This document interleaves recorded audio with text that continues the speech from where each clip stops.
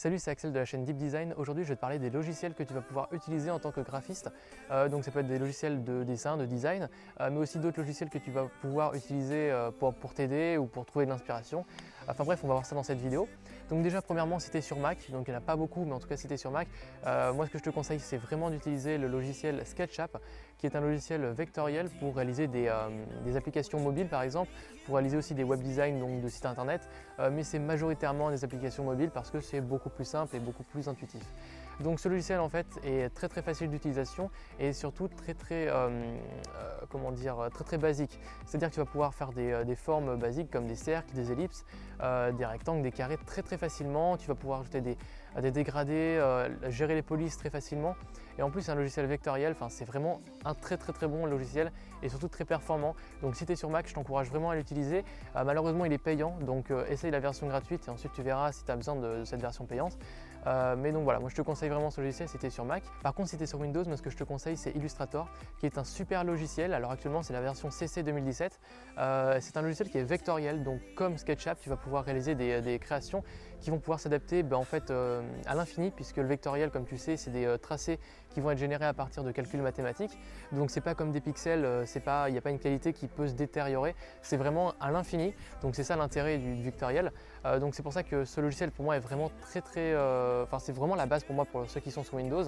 Après si tu n'arrives pas trop à le maîtriser, tu as Photoshop que moi j'utilise personnellement parce que c'est un logiciel que j'ai commencé à faire du graphisme sur Photoshop. Du coup je connais vraiment on va dire à 60-70% du logiciel parce qu'il est vraiment très gros. Donc ce qui me permet de réaliser des designs beaucoup plus complexes que ce que je pourrais faire sur Illustrator parce que j'ai de meilleures bases sur Photoshop. Donc pour récapituler, si tu es sur Mac, tu as SketchUp, si tu es sur Windows, tu as Illustrator et Photoshop. Le mieux c'est de privilégier Illustrator si tu ne sais pas faire un des deux, mais sinon tu utilises celui qui te fait le plus plaisir. Et enfin, donc, les autres logiciels que j'ai envie de te parler, ça va être déjà premièrement Spotify, qui va être le logiciel qui va te donner le plus de plaisir à faire du design. Donc en gros, c'est un logiciel où tu vas pouvoir écouter de la musique, donc tu dois forcément le connaître. Tu as l'équivalent en version web qui est Deezer. Mais Deezer, le problème c'est que tu es obligé d'avoir un onglet d'ouvert dans Internet. Donc personnellement je préfère avoir une sorte de logiciel qui est ouvert, je trouve ça un petit peu mieux et l'interface est plus jolie personnellement. Après c'est une question de goût. Donc moi je te conseille vraiment Spotify. Et après tu as un autre logiciel qui est vraiment indispensable qui est Push. Donc ça c'est pour envoyer des screens de ton écran.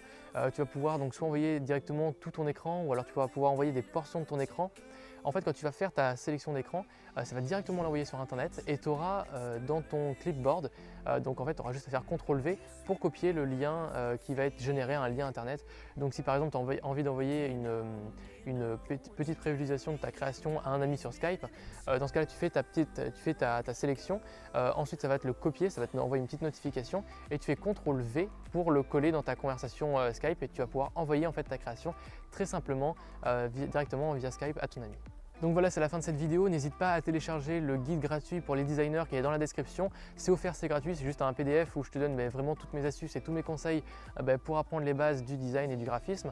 En attendant, n'hésite pas à t'abonner et à partager cette vidéo pour aider un maximum de personnes.